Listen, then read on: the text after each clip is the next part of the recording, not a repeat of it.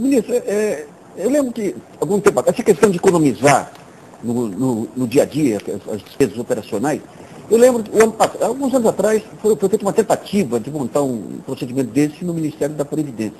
No fim ficou em redução de conta de luz e tudo, e quando a gente conversava com o próprio pessoal do planejamento, eles diziam o seguinte: os grandes desperdícios são de regulamentos anacrônicos, burocracia.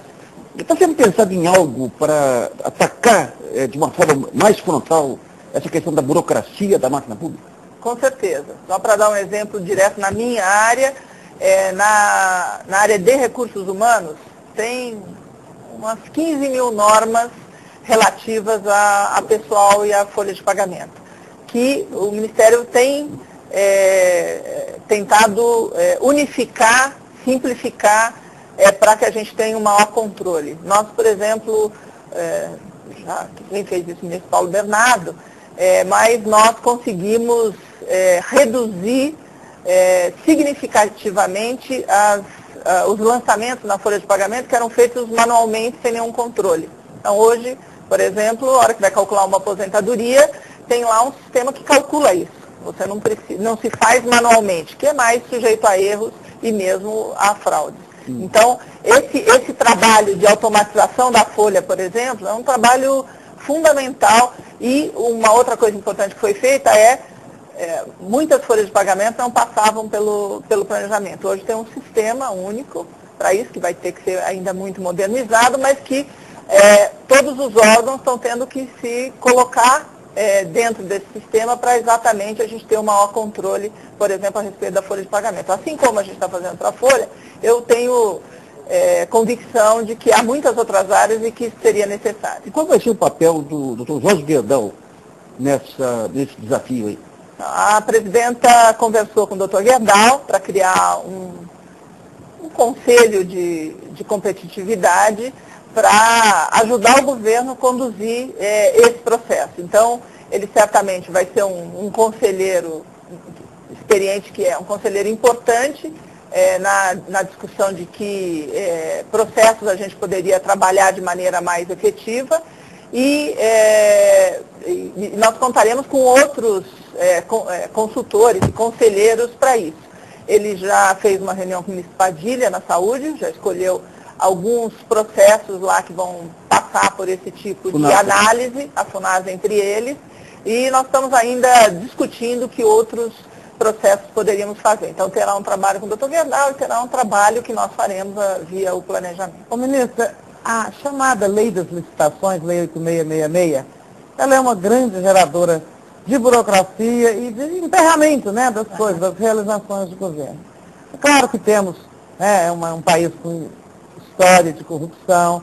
Ela foi aprovada, eu acompanhei aquele debate no Congresso, ela foi aprovada num momento muito especial, então acho que ela foi muito contaminada por uma conjuntura, né, foi no pós-impeachment, e no pós-crise do orçamento, CPI dos anões do orçamento. Então, acho que aquela conjuntura contaminou muito a lei que nós acabamos aprovando. Essa lei, enfim, não há um gestor público que não tenha queixa dela, né? E o próprio Tribunal de Contas da União, há pouco tempo eu conversava com o presidente, ele também tem restrições. Mas eu acho que fica todo mundo assim com receio de propor mudanças na lei e parecer que está querendo afrouxar controles, né? Ninguém quer ser visto assim. O governo pensa em enfrentar de alguma forma isso, né? Propor uma modernização da lei, ou fazer isso de forma combinada com o tribunal e os órgãos de controle, como o CGU, CISET, etc.? Então, nós estamos sim preocupados com isso, tanto estamos que em 2007, uma das medidas que foram lançadas com o PAC, né, uma das medidas para melhorar o ambiente de negócio, foi exatamente a revisão da Lei 8666. Nós propusemos algumas inversões de etapas exatamente para simplificar procedimentos, e ela já, se eu não me engano, tramitou na Câmara e está no Senado. Ainda não foi aprovada, mas nós consideramos que seria uma importante inovação essa inversão de etapas, que simplificaria muito o processo licitatório, reduzindo a judicialização desses processos. Além disso, nós também estamos... O que é a inversão de etapas mesmo? Primeiro obra a proposta e depois documentação. Né? Porque fica aquela análise enorme de documentação. Por que eu preciso de analisar de todo mundo Se eu fizer o contrário, primeiro eu analiso de um só. É um jeito de simplificar sem perder o rigor do vencedor. Se ele não tem a documentação correta, você passa para o seguinte. Mas, então, essas simplificações são importantes. Além disso, tem uma parte que cabe a nós, que pode ser regulamentada por decreto, e que não tinha sido ainda, e que nós estamos finalizando, que também coloca um certo regramento para reduzir judicializações, que é uma coisa que acho que é o mais grave, pelo menos em obras, que acontece em termos de retrasamento aí dos processos licitatórios, né? Eu não fico satisfeito com o resultado, vou para o judiciário, aí você tem um tempo para poder equacionar. No começo dos anos, meados dos anos 90, o ministro Guido Mantega, ele lançou um livro dos economistas brasileiros. Muito interessante, que pegou depoimento de vários economistas. E o ano passado eu estava lendo o depoimento do economista José Serra. E ele dizia que a lei das licitações, ela foi uma maneira de facilitar a privatização também, à medida em que ela criou problemas muito grandes para a competição de empresas estatais dentro de um mercado competitivo, no caso de telefonia especificamente. Essa visão conspiratória, embora dita por uma pessoa da privatização. Olha, eu não saberia dizer, eu não acompanhei o desenvolvimento dessa discussão aqui. O que eu sei dizer é que dentro da máquina pública nós tínhamos um número imenso de amarras para fazer investimento. Se era ou não para fazer privatização, não posso dizer isso, mas que era para não gastar, isso eu posso dizer com certeza. Quer dizer, o número de regras que nós tivemos que mudar, porque eram meramente para retardar o investimento, retardar o gasto público e, portanto, fazer superávites, enfim, e especialmente o que é mais danoso é que era exatamente para impedir o investimento, mais até do que o custeio, né? Quer dizer, o custeio até tem menos amarras do que o investimento. Acho que um dos trabalhos que a gente veio fazendo esse tempo todo foi tirando essas amarras para conseguir, de fato, aquilo que são os investimentos estratégicos, eles realmente ocorrerem. Eu queria que o senhor explicasse um pouquinho, falando em investimento, essa questão da disparidade de estatísticas do PAC no ano passado, e especialmente o que significam os restos a pagar, que muitos jornais utilizaram o restos a pagar como se fosse dívidas que um governo joga para o outro. E também como que era a mensuração do PAC pelo governo e a mensuração pelos críticos, para a gente entender as diferenças. Tá, primeira coisa, resta pagar. Não sei se as pessoas sabem, mas a cada ano o governo recebe uma autorização para gastar, que é o orçamento. E aí, uma obra que dura 3 anos, uma obra grande, como a integração do São Francisco, por exemplo, que é até mais que isso, são 6 anos de obra, ela recebe o recurso para 1 ano. Né? Se a obra, eu ainda hoje estou licitando, eu vou começar ela no 2º semestre, o que acontece? Eu não vou gastar toda a dotação, aí, toda essa cota anual que eu recebo. Sobra um recurso para o ano que vem. Esse recurso não se renova, a menos que ele se transforme em resto a pagar. Ele seja empenhado, que é uma regra da administração pública, e ele passa para o ano seguinte o governo podendo gastar esse recurso. Na verdade, não é uma dívida, porque ele ainda não foi feito. Né?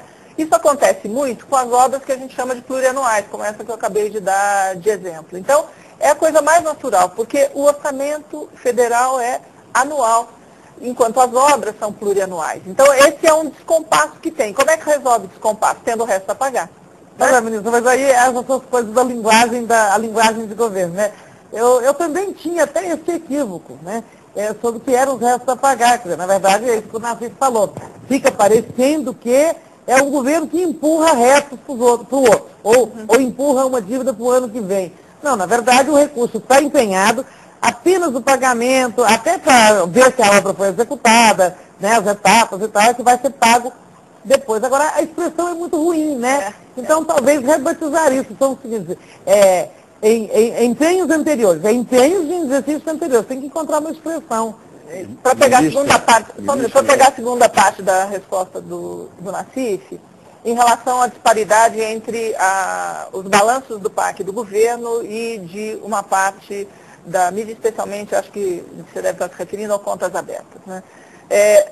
eu costumo dizer para a imprensa, vocês só têm essas informações porque nós disponibilizamos de 4 em 4 meses, senão não seria possível ter a informação que uma obra em Guarulhos, por exemplo, não está bem. Né? Só é possível saber isso por causa dos relatórios, da transparência das informações do governo. E por que a gente faz transparência? Primeiro, porque a gente acha que a sociedade tem que saber. E segundo, porque essa é uma boa pressão sobre as áreas. Cada ministro tem que ir lá dizer o resultado do seu trabalho. Portanto, cada equipe fica exposta. Então, ele tem, digamos, é uma cenourinha importante para... É a gestão à vista que o setor privado diz. Exatamente. Então, é fundamental como incentivo ao bom andamento das obras. Então, nós temos os dois lados. Em relação à disparidade, né? O Contas Abertas tem o hábito de fazer a sua conta pelo número de obras e não pelo valor das obras. O PAC 1 tinha até dezembro de 2010 656 bilhões de reais. Uma obra, por exemplo, como a usina de Santo Antônio, em Giral, 6 bilhões, se eu não me engano, aqui, é uma obra e que são 6 bilhões. Todas as obras da FUNASA, que são 7 mil, somam 4 bilhões. Tá certo? Então é o seguinte, ao comparar a quantidade, você não está vendo de fato a realização. Claro que é um olhar que precisa ser visto a quantidade, mas não dá para comparar. Se eu olhar com valor, eu vejo que não adianta nada eu ter 7 mil andando bem e que é só 4 bilhões em 650, do que ter andando 100, que são 500 bilhões. Tá certo? O que é mais importante? Vamos fazer outro intervalo, voltamos daqui a pouco com 3-1, que hoje entrevista a ministra do Planejamento, Orçamento e Gestão, Miriam Belchior.